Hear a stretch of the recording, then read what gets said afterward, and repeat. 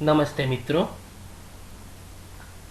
Microprocessor and controller એપ્લિકેશન્સના unit 1ના ચોથા લેક્ચરમાં તમારું સ્વાગત છે.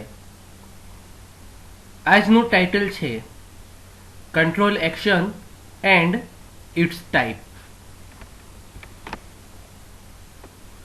Prerequisites for this session: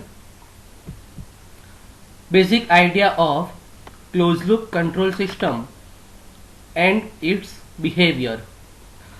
એટલે કે ક્લોઝ લૂપ કંટ્રોલ સિસ્ટમનો આઈડિયા એટલે કે સમજણ અને એનો બિહેવિયર એટલે કે કોઈ પણ સિસ્ટમ છે, ક્લોઝ લૂપ સિસ્ટમ છે, એ કેવી સિસ્ટમ છે, એ ઝડપી છે, એ સ્લો સિસ્ટમ છે, એના કમ્પોનન્ટ્સ કઈ રીતે રિએક્ટ કરે છે, વગેરે વગેરે.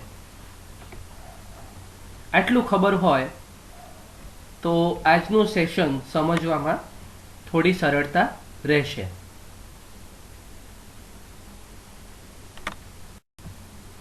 After completion of this session, student will be able to identify aim behind use of control action in closed loop control system. એટલે કે જે તે કંટ્રોલ એક્શન વાપરવા પાછળનું કારણ, classify and compare various control actions, control એક્શનના જુદા જુદા પ્રકારો અને તેની સરખામણી, and suggest appropriate control action for given system. આપેલી સિસ્ટમ માટે યોગ્ય કંટ્રોલ એક્શન સજેસ્ટ કરવી. આટલી વસ્તુ આ લેક્ચર પૂરું થયા પછી તમને આવડી શકે છે. Topics to be covered: need of control action એટલે કે કંટ્રોલ એક્શનની જરૂરિયાત, types of control action, control એક્શનના પ્રકાર, characteristic of different control actions, જુદી જુદી કંટ્રોલ એક્શન્સની કેરેક્ટરિસ્ટિક એટલે કે લાક્ષણિકતાઓ. તો ચાલુ કરીએ lecture. Why we need control actions. Control એક્શનની જરૂરિયાત આપણને કેમ છે? Aim of control system is to keep certain parameter within the limit. કોઈ પણ કંટ્રોલ સિસ્ટમ હોય એનો હેતુ હોય કે જે તે પેરામીટરને લિમિટમાં, મર્યાદામાં રાખવા. એટલે કે દરેક પેરામીટરની સેટ વેલ્યુ હોય એ વેલ્યુમાં એ પેરામીટર રહે એ પ્રમાણેનું કાર્ય કરવું. અને આવા કાર્ય માટે કંટ્રોલ એક્શનની જરૂર છે.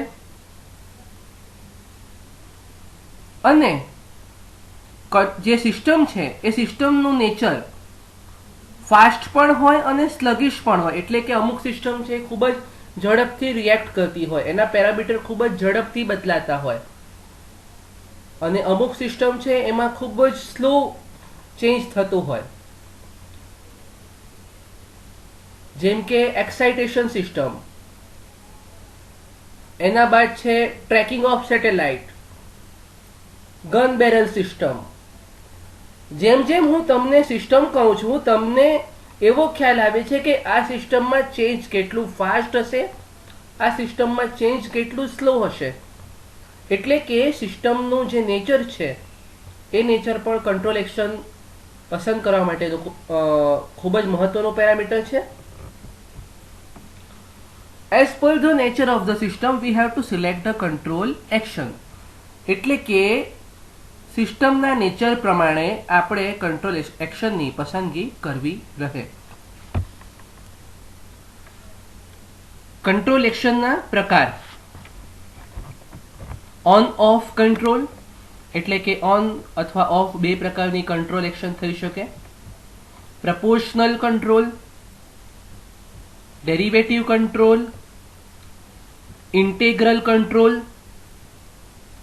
ત્યારબાદની એક્શન્સ છે આનું કોમ્બિનેશન છે proportional derivative control, proportional integral control અને proportional integral derivative control PID.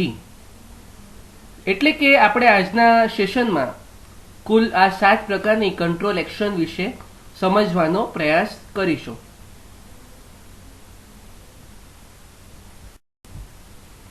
On of control. આગળના આપણે લેક્ચર્સ જે એટેન્ડ કર્યા એમાં ઓન ઓફ કંટ્રોલની ચર્ચા ક્લોઝ લૂપ અને ઓપન લૂપ બંને વખતે થઈ હતી. એટલે કે એવી કંટ્રોલ સિસ્ટમ કે જેમાં ઓન અને ઓફ કરીને કંટ્રોલ એક્શન થતી હોય. એટલે કે આ સિસ્ટમમાં બે કંટ્રોલ એક્શન છે, એક છે ઓન, સેકન્ડ છે ઓફ. એ કંટ્રોલ એક્શન છે એ ડાયરેક્શન પર આધાર રાખે છે, એટલે કે દિશા પર આધાર રાખે છે, મેગ્નિટ્યુડ પર આધાર રાખતું નથી.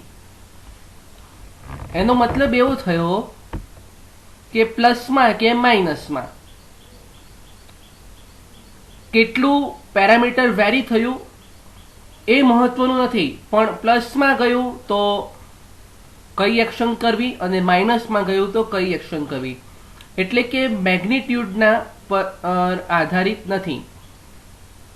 આ જે એક્શન છે એ મેગ્નિટ્યુડ પર આધારિત નથી, એ ડાયરેક્શન પર આધારિત છે. may be applied to open loop and closed loop control system. આ જે સિસ્ટમ છે ઓપન લૂપ અને ક્લોઝ લૂપ બંને માટે એપ્લિકેબલ છે. એના એક્ઝામ્પલ્સ તમને યાદ હશે, આગળ આપણે ચર્ચા કરી હતી. એક છે ઇલેક્ટ્રિક ઇસ્ત્રી, ઓટોમેટિક હોય કે સાદી હોય, બંનેમાં ઓન ઓફ પ્રકારનું કંટ્રોલ થાય છે. સેકન્ડ છે રેફ્રિજરેટર. રેફ્રિજરેટરની અંદર તાપમાન ટેમ્પરેચર મેન્ટેન કરવા માટે જે સિસ્ટમ યુઝ થાય છે, કાં તો કમ્પ્રેસર ઓન કરે કે અધરવાઇઝ ઓફ કરે. બીજું છે વોટર લેવલ કંટ્રોલર. અહીં તમે જુઓ એક એનિમેશન મૂકેલ છે, ફ્લોટ સ્વિચ છે. એ ફ્લોટ સ્વિચ સ્ટ્રેટ થાય તો પંપ છે એ ચાલુ થઈ જાય છે, એ મોટર ચાલુ થાય, ગ્રીન અને રેડ બટન છે, ઇન્ડિકેટર છે. જ્યારે ફૂલ થઈ જાય છે ત્યારે પંપ અથવા મોટર બંધ થઈ જાય છે. એટલે કે વોટર લેવલ કંટ્રોલ થાય છે. બીજું એક આના કરતાં થોડુંક સારું એક્ઝામ્પલ જોઈએ. ઓવરહેડ ટેન્ક માટેનું વોટર લેવલ કંટ્રોલર. પ્રથમ અંડરગ્રાઉન્ડ ટાંકી ભરાશે. અંડરગ્રાઉન્ડ ટાંકી ભરાઈ ગયા પછી પંપ છે એ ઓવરહેડ ટેન્કને ફિલ કરશે અને ઓવરહેડ ટેન્ક ફિલિંગ થઈ ગયા પછી પંપ બંધ થઈ જશે. એટલે કે માત્ર ઓન અને ઓફ પ્રકારનું કંટ્રોલ છે. હા, એમાં લોજિક આવી શકે જુદા જુદા, કે ક્યારે પંપ કઈ કન્ડિશનમાં ઓફ ન કરવું. સપોઝ અંડરગ્રાઉન્ડ ટાંકી છે એ ખાલી હોય અને તમે પંપ ઓન કરી દો તો પંપ બળી જવાની સંભાવના રહે છે. એટલે એવા લોજિક તમે સેટ કરી શકો છો, પરંતુ બેસિકલી આ કંટ્રોલ એક્શન છે એ ઓન ઓફ પ્રકારનું કંટ્રોલ છે, કે જેવું અંડરગ્રાઉન્ડ ટાંકી ભરાય અને ઓવરહેડ ટેન્ક ખાલી હોય એ પ્રમાણે પંપ ચાલુ થાય અને ઓવરહેડ ટેન્ક ભરાવી જાય. બરોબર છે? તો આ પ્રકાર છે on of control. Proportional control. મિત્રો, હવે આપણે જે કંટ્રોલના 6 પ્રકાર જોવા જઈ રહ્યા છે એ 6 ખૂબ જ મહત્વના છે. ડિપ્લોમા લેવલે માત્ર તમારે આ પ્રકાર અને એની કેરેક્ટરિસ્ટિક અને સરખામણી 3 વસ્તુ જ સમજવાની જરૂર છે. આ પ્રકારની સિસ્ટમ મોડેલિંગ કરવી એ ખૂબ જ એફર્ટ માંગી લે છે. એટલે હાલ પૂરતું આપણે બાકી રહેલા 6 control, proportional integral derivative, proportional integral, proportional derivative અને પ્રપોર્શનલ ઇન્ટેગ્રલ ડેરિવેટિવ, આ 6 કંટ્રોલના પ્રકાર, એના બેઝિક્સ, એની કેરેક્ટરિસ્ટિક અને કમ્પેરિઝન સમજવાનો પ્રયાસ કરીશું. Proportional control. Control action is proportional two error. એટલે કે એરરના સમપ્રમાણમાં કંટ્રોલ એક્શન લેવામાં આવે છે. આપણે ઓન ઓફમાં એક વાત કરી હતી કે મેગ્નિટ્યુડ પર આધારિત નથી. અહીંયા એના કરતાં રિવર્સ છે. મેગ્નિટ્યુડ પર આધારિત છે, પ્રપોર્શનલ છે. જે પ્રમાણે તમારી એરરમાં ચેન્જ થાય, જેટલું વધારે ચેન્જ એટલું વધારે કરેક્ટિવ એક્શન લેવામાં આવે. તમારા એક્ઝામમાં જેટલા વધારે માર્ક્સ લાવવા હોય એટલી વધારે તમારે એફર્ટ કરવી પડે. એ પ્રપોર્શનલ કંટ્રોલ છે. આ તો એક વાત છે, સમજવાનો પ્રયાસ કરીએ. Higher the magnitude of error, higher the control action. એટલે જેટલું મેગ્નિટ્યુડ ઓફ એરર વધારે છે, જેટલું તમે સાચી વેલ્યુથી દૂર છો, એટલો વધારે એફર્ટ, એટલો વધારે કંટ્રોલ એક્શન તમારે આપવી પડે. આનો બ્લોક ડાયાગ્રામ સમજવાનો પ્રયાસ કરીશું. બ્લોક ડાયાગ્રામ ક્લોઝ લૂપ સિસ્ટમના બેઝિક બ્લોક ડાયાગ્રામ જેવો જ છે. બહુ ઝાઝો ફેર નથી, છતાંય સમજવાનો પ્રયાસ કરીએ. આ કમ્પેરેટર છે. કમ્પેરેટરમાં બે સિગ્નલ કમ્પેર થાય છે. એક છે રેફરન્સ સિગ્નલ, એક છે ફીડબેક સિગ્નલ. ફીડબેક સિગ્નલ તમારે કંટ્રોલ્ડ આઉટપુટમાંથી લેવામાં આવે છે. કમ્પેરેટર બે સિગ્નલની કમ્પેરિઝન કરીને એરર સિગ્નલ પ્રોડ્યુસ કરે છે. આ એરર સિગ્નલ પ્રપોર્શનલ કંટ્રોલરને આપવામાં આવે છે. અહીં એમ્પ્લીફાયર એ પ્રપોર્શનલ કંટ્રોલર છે. જેટલી એરરનું મેગ્નિટ્યુડ એટલું કરેક્ટિવ એક્શન. અને એમ્પ્લીફાયર શું કરશે? એક્ચ્યુએટિંગ સિગ્નલ પ્રોડ્યુસ કરશે અને તમારી જે સિસ્ટમ છે, જે સિગ્નલ કંટ્રોલર છે, એમાં ફાઇનલ એક્શન થઈને તમારું આઉટપુટ મળશે. આ મોટા ભાગે તમે જુઓ તો it is similar to basic diagram of close loop control system. એટલે જે એમ્પ્લીફાયર છે એ પ્રપોર્શનલ કંટ્રોલર તરીકે કાર્ય અહીં કરે છે. તો હવે આની કેરેક્ટરિસ્ટિક જોઈએ. કેરેક્ટરિસ્ટિક એટલે કે આઉટપુટ વર્સિસ ટાઈમ ઓર time versus output. X axis પર ટાઈમ હોય અને વાય એક્સિસ પર આઉટપુટ હોય. એક્સ એક્સિસ પર ટાઈમ છે, વાય એક્સિસ પર આઉટપુટ છે અને તમારું ડિઝાયર્ડ આઉટપુટ ડોટેડ લાઇન વડે બતાવવામાં આવેલ છે. અને આ જે કેરેક્ટરિસ્ટિક છે પ્રપોર્શનલ કંટ્રોલરની આ પ્રમાણેની છે. અહીં તમે જુઓ છો કે થોડુંક ફાસ્ટ છે. કેરેક્ટરિસ્ટિક અને વાય એક્સિસ વચ્ચે બહુ ડિફરન્સ નથી અને ડિઝાયર્ડ વેલ્યુ અને એકચ્યુઅલ વેલ્યુ વચ્ચે કંઈક ડિફરન્સ આવે છે. આ ડિફરન્સને સ્ટેડી સ્ટેટ એરર કહે છે અને ઓફસેટ એરર પણ કહી શકાય. તો હવે આની કેરેક્ટરિસ્ટિક સમજીએ. સરળ સિસ્ટમ છે, ખૂબ જ સરળ. આપણે જેવું ક્લોઝ લૂપ કંટ્રોલ સિસ્ટમનું બેઝિક ડાયાગ્રામ ફોલો થાય છે. લેસ કોમ્પોનન્ટ છે, આમાં કોઈ વધારે પડતા કોમ્પોનન્ટની જરૂર નથી હોતી. કમ્પેરેટિવલી ક્વિક છે, ખૂબ જ ઝડપી છે. તમે જુઓ તો નો ઓસિલેશન. અહીં આઉટપુટમાં તમને ઓસિલેશન્સ નથી દેખાતા. સ્ટેબલ સિસ્ટમ છે કારણ કે વધારે કંટ્રોલ એક્શન અલગ અલગ પેરામીટર, અલગ અલગ કોમ્પોનન્ટને ધ્યાને નથી રાખતી અને સરળ છે એટલે સ્ટેબલ છે. પરંતુ સ્ટેડી સ્ટેટ એરર છે આઉટપુટમાં. આ આનો ડિસએડવાન્ટેજ કહેવાય અથવા લિમિટેશન કહેવાય. એટલે કે પ્રપોર્શનલ પ્રકારના કંટ્રોલરમાં આઉટપુટમાં સ્ટેડી સ્ટેટ એરર છે. તો આ થયું પ્રપોર્શનલ કંટ્રોલર. હવે ડેરિવેટિવ કંટ્રોલ. ડેરિવેટિવ આપણે વિકલન ભણ્યા છીએ આપણે, d/dt એટલે સાપેક્ષમાં બદલાવ થવો. એરર જેમ જેમ બદલાય તેમ તેમ કરેક્ટિવ એક્શન બદલાય. એરરની સાપેક્ષમાં de/dt. જો એરર e હોય તો આ જે કંટ્રોલર છે એ de/dt તરીકે કાર્ય કરે છે. તો control action is proportional two derivative of the error. એટલે કે એરરના ડેરિવેટિવ એટલે એરરના દરના પ્રમાણમાં કામ કરે છે. એરર જેમ બદલાય એ પ્રમાણે આ એક્શન બદલાય. એટલે આ થોડીક સિસ્ટમ છે એ થોડી ઝડપી હશે કમ્પેરમાં. ડિઝાયર્ડ ફોર ફાસ્ટ સિસ્ટમ જુઓ છે. એક એટલે જે પેરામીટર કોઈ સિસ્ટમના એવા હોય કે ઝડપથી બદલાતા હોય તો ત્યાં ડેરિવેટિવ કંટ્રોલ. જેમ જેમ એરર બદલાય એમ એમ એક્શન, જેમ જેમ એરર બદલાય એમ એમ એક્શન આપો. બરોબર છે. અને not for sluggish system. Slow system માટે ડેરિવેટિવ કંટ્રોલ વાપરવું હિતાવહ નથી. તો હવે આનું બ્લોક ડાયાગ્રામ સમજીએ. કમ્પેરેટર છે. કમ્પેરેટર બે સિગ્નલ કમ્પેર કરે છે. Reference signal, feedback signal. Feedback આઉટપુટમાંથી લેવામાં આવે છે કમ્પેરેટર એરર પ્રોડ્યુસ કરશે. એરર છે એ ડિફરન્શિએટરમાં જશે જે d/dt પ્રકારનું કંટ્રોલર છે અને એક્ચ્યુએટિંગ સિગ્નલ પ્રોડ્યુસ થશે.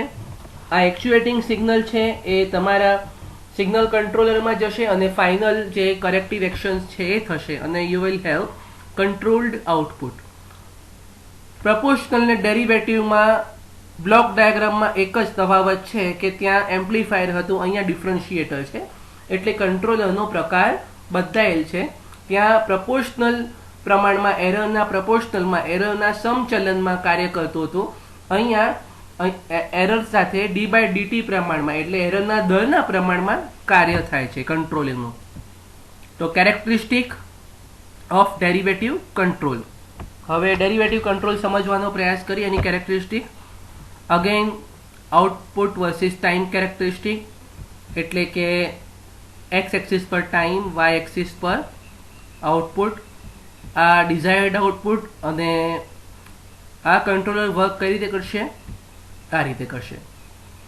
હવે આગળનું કંટ્રોલર યાદ કરીએ. ત્યાં એક સ્ટેડી સ્ટેટ એરર હતી, તો એ સ્ટેડી સ્ટેટ એરર અહીંયા દેખાતી નથી, પરંતુ અહીંયા થોડુંક ડિઝાયર્ડ વેલ્યુ કરતાં વધારે આઉટપુટ મળે છે, એટલે કે ઓવરશૂટ દેખાય છે. આનું એક લિમિટેશન કહી શકાય. આની કેરેક્ટરિસ્ટિક અધર રીતે સમજીએ. When error change is fast, જ્યારે એરર ખૂબ જ ઝડપથી બદલાતી હોય ત્યારે ડેરિવેટિવ કંટ્રોલ વપરાય છે. ક્વિક રિસ્પોન્સ છે, ઝડપી રિસ્પોન્સ છે. Used if change in parameter is too fast, parameter ખૂબ જ ઝડપથી બદલાતા હોય ત્યારે આ વાપરી શકાય છે. લિમિટેશન અથવા ડિસએડવાન્ટેજ, આઉટપુટમાં ઓવરશૂટ છે. Can't use for slow system due to possibility of drift. તમારું જે આઉટપુટ છે એમાં ડ્રિફ્ટ જોવા મળે, એકદમથી ચેન્જ જોવા મળે. જે તમે સાયકલ ચલાવતી વખતે બ્રેક મારો અને સાયકલ થોડી આગળ જાય એને ડ્રિફ્ટ કહેવાય બેઝિકલી. એટલે કે તમારું સિસ્ટમ છે એને એકદમથી આંચકો લાગે, એવું ન થાય એટલા માટે સ્લો સિસ્ટમ માટે આપણે આ નથી વાપરતા, આપણે આ ફાસ્ટ ચેન્જિંગ સિસ્ટમ માટે યુઝ કરીએ છીએ. તો આ થયું ડેરિવેટિવ કંટ્રોલ. ઇન્ટેગ્રલ કંટ્રોલ, સંકલિત કંટ્રોલ. ઇન્ટિગ્રેશન જેમ આપણને આવડે છે એ પ્રમાણે સંકલન પણ આપણે જોયું છે. સંકલન એટલે કોઈ એક વસ્તુને સાથે લઈને ચાલવું, એક વેલ્યુને લઈને ચાલવું. Control action is proportional to the integral of the error. એરરના સંકલનના સમપ્રમાણમાં છે. તો અહીંયા શું થશે એ આપણે જોઈએ કે કમ્પેરેટર અગેન બે સિગ્નલ કમ્પેર કરશે, રેફરન્સ સિગ્નલ અને ફીડબેક સિગ્નલ. ફીડબેક સિગ્નલ આઉટપુટમાંથી લેવામાં આવશે. પ્રોડ્યુસ થયેલી એરર ઇન્ટિગ્રેટરમાં જશે.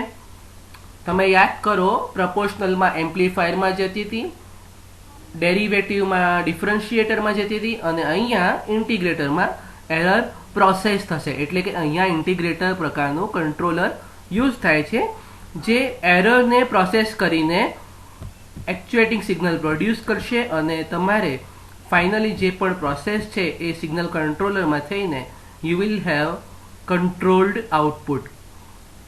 તમે જુઓ છો કે બ્લોક ડાયાગ્રામ પ્રપોર્શનલના, ડેરિવેટિવ અને ઇન્ટેગ્રલ ત્રણેયના સિમિલર છે, માત્ર ટાઈપ ઓફ કંટ્રોલરમાં જ તફાવત છે.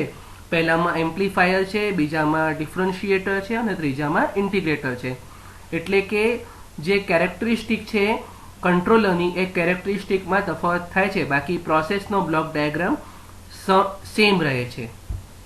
ઓકે, આની કેરેક્ટરિસ્ટિક જોઈએ. Integral characteristic of integral control, output versus time or time versus output.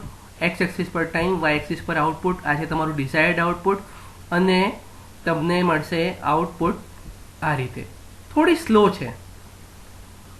તમે આગળના જે બે કંટ્રોલર જોયા એ બંને કંટ્રોલર કરતાં અહીંયા આઉટપુટ થોડું સ્લો છે અને તમે સ્ટેડી સ્ટેટ એરર નથી દેખાતી, ઓવરશૂટ નથી દેખાતું એટલું, અને થોડુંક ઓસિલેશન દેખાય છે.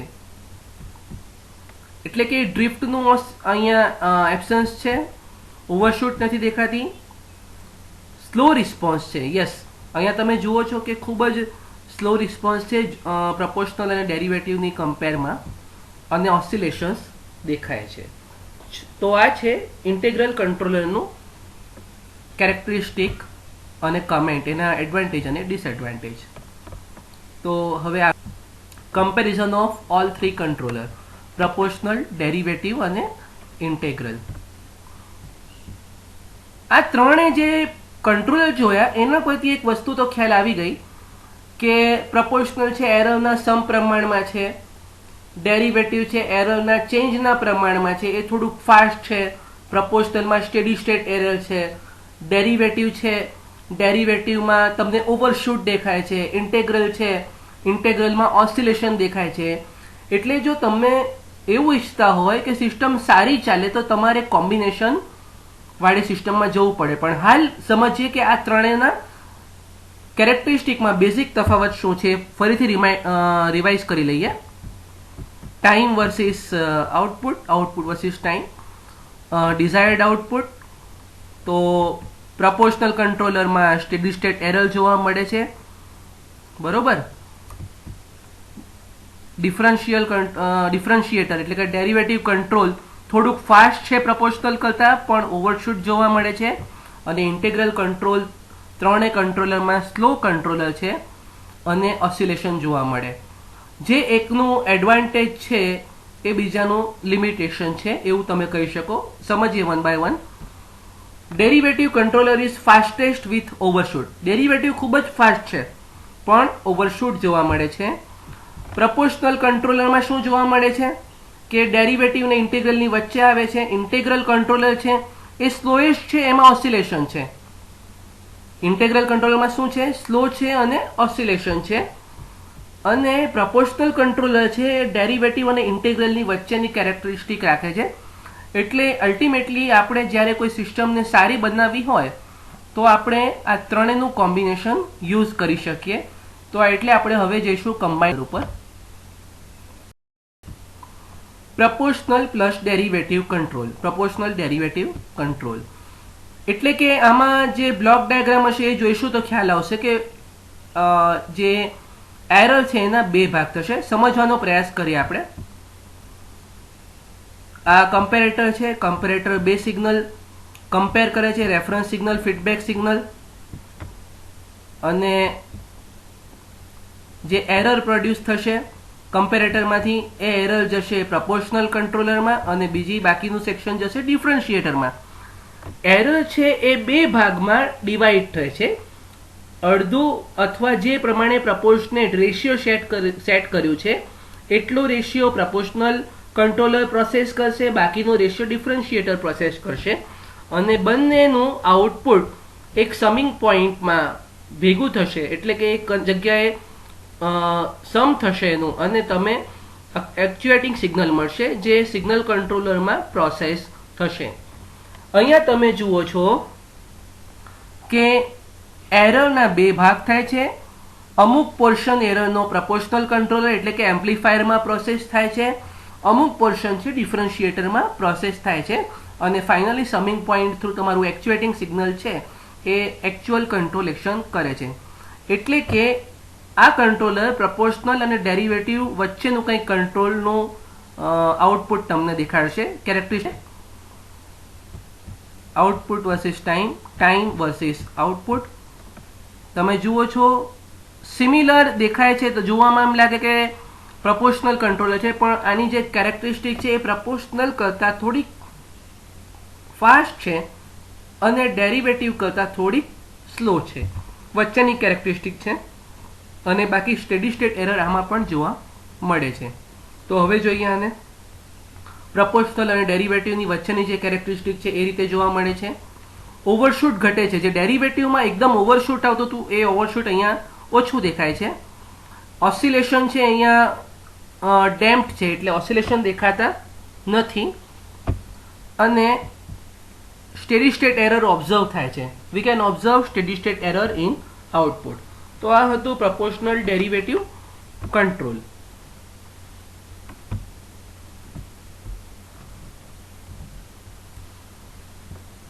પ્રપોર્શનલ ઇન્ટેગ્રલ કંટ્રોલ એટલે કે આગળ જે પ્રપોર્શનલ ડેરિવેટિવનું કોમ્બિનેશન લીધું હતું એના બદલે અહીંયા આપણે પ્રપોર્શનલ ઇન્ટેગ્રલનું કોમ્બિનેશન લઈશું. એટલે કે એરરના બે પાર્ટ થશે. અમુક પોર્શન એ પ્રપોર્શનલ કંટ્રોલર દ્વારા પ્રોસેસ થશે, બાકીનું પોર્શન ઇન્ટિગ્રલ કંટ્રોલરના થ્રુ પ્રોસેસ થશે. બ્લોક ડાયાગ્રામ સિમિલર છે. કમ્પેરેટર બે સિગ્નલ કમ્પેર કરે, રેફરન્સ સિગ્નલ અને ફીડબેક સિગ્નલ. ફીડબેક સિગ્નલ તમને મળે આઉટપુટમાંથી. એરર પ્રોડ્યુસ થાય કમ્પેરેટરમાંથી બે સિગ્નલના કમ્પેર થયા પછી, અને એરરના બે સેગમેન્ટ થાય. અમુક પોર્શન છે એ પ્રપોર્શનલ કંટ્રોલર એટલે કે એમ્પ્લીફાયરમાંથી પ્રોસેસ થશે. અમુક પોર્શન છે જે બાકીનું રહ્યું એ ઇન્ટેગ્રલ કંટ્રોલરમાં પ્રોસેસ થશે.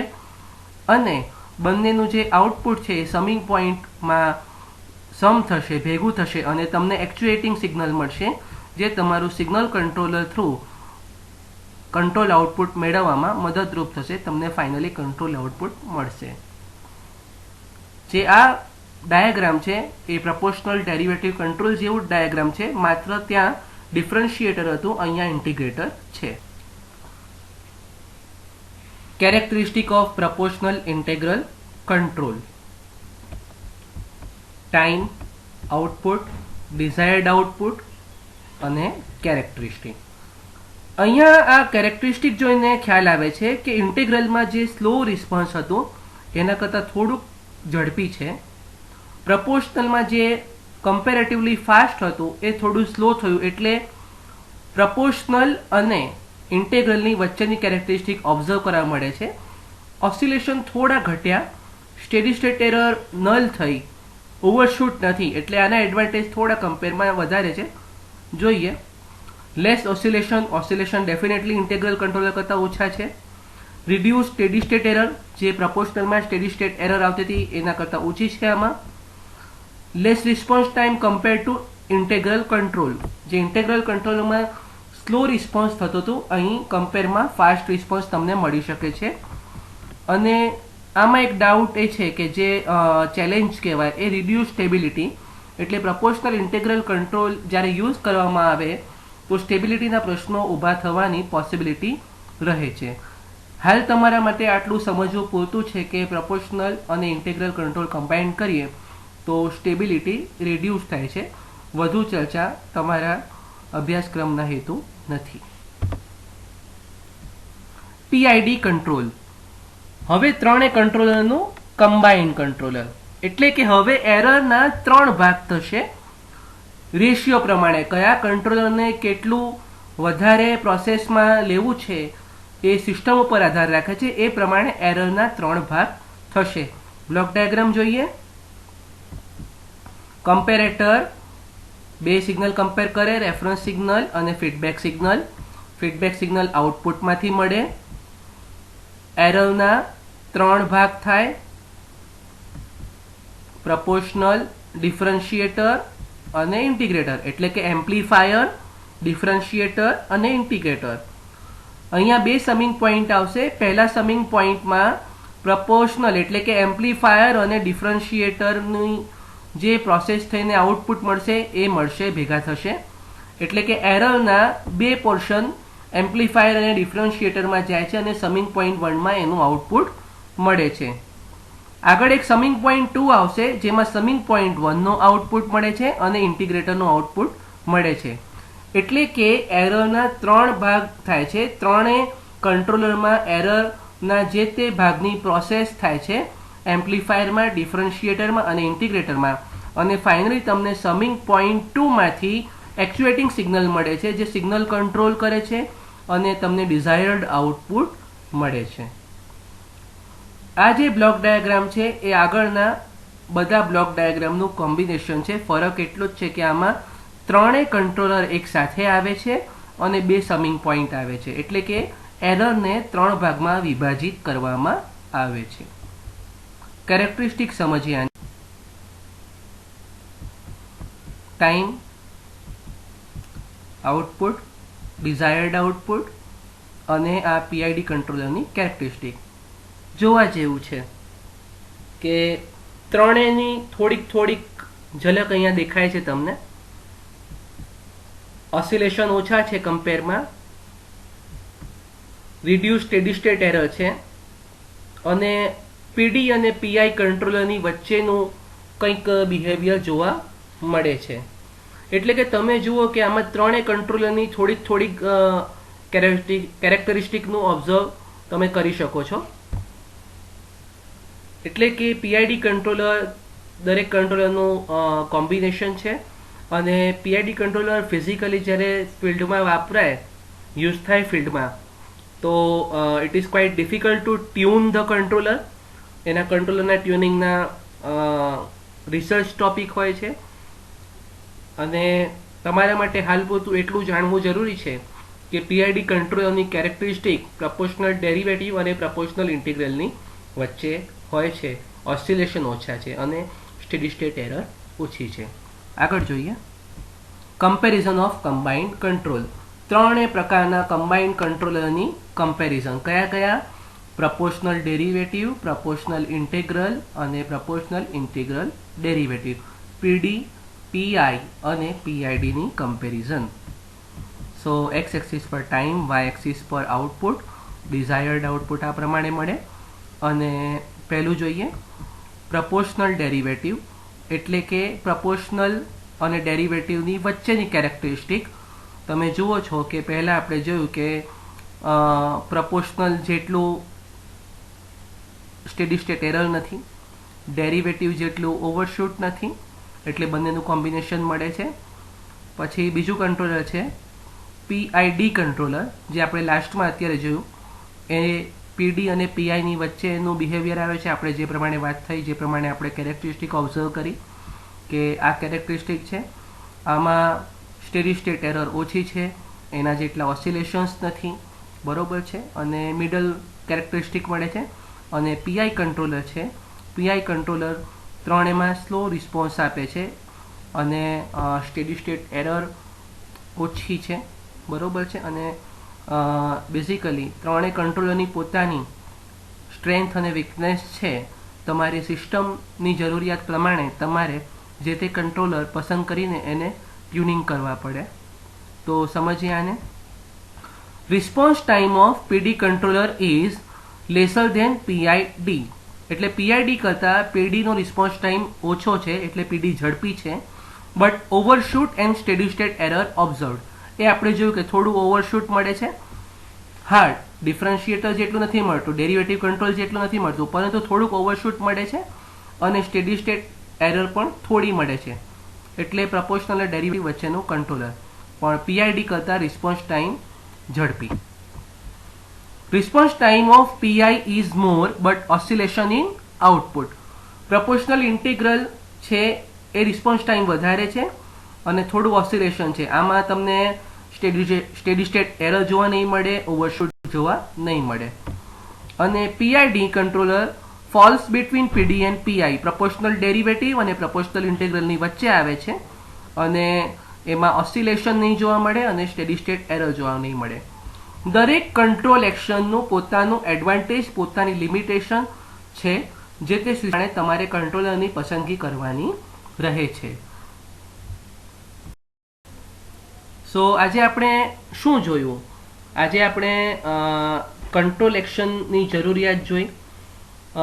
કંટ્રોલ એક્શન જુદા જુદા 7 પ્રકારની જોઈ. કઈ કઈ 7 પ્રકારની જોઈ આપણે? ઓન ઓફ જોયું, પ્રપોર્શનલ, ઇન્ટેગ્રલ, ડેરિવેટિવ અને ત્રણેયના combination. Proportional, integral, derivative control action અને પીડી, પીઆઈ અને પીઆઈડી. અને આપણે દરેક કંટ્રોલ એક્શનનું જાણીએ અજાણીએ કમ્પેરિઝન જોઈએ, સરખામણી કરી આપણે અને દરેકના એડવાન્ટેજ જોયા, ડિસએડવાન્ટેજ જોયા. એટલે કે કંટ્રોલ એક્શનની પસંદગી કરતી વખતે કયા બિહેવિયરને ધ્યાન રાખવાના એ હવે આપણને ખ્યાલ આવી શકે. Thank you and keep learning.